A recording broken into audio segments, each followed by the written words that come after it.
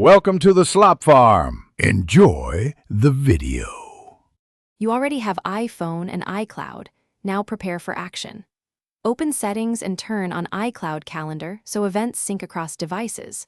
Once done, pick a default calendar to avoid duplicates and set default alert times to get consistent reminders. Make sure Calendar has permission for mail and contacts so invites and contacts attach automatically. This prevents lost events and keeps notifications reliable. Now you're ready to create your first smart event quickly and without confusion. You'll create events using natural language like Dentist Tomorrow 10 a.m. 1 hour, so Calendar parses title, time, and duration. Once created, add a location to enable maps and set travel time. That ensures alerts account for commute. Make sure to pick the right calendar color and add invitees or notes for context. If it's recurring, set a smart repeat rule. This builds clarity and reduces double booking while ensuring you get timely, location-aware nudges.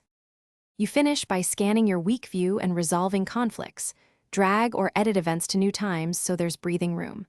Once everything looks good, use Siri or Quick Add to make rapid changes on the go and rely on alerts and travel times to keep you punctual.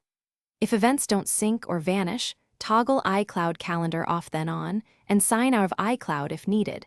That often forces a fresh sync. If problems persist, restart the phone before contacting support. Thanks for watching. Consider subscribing if we helped you today.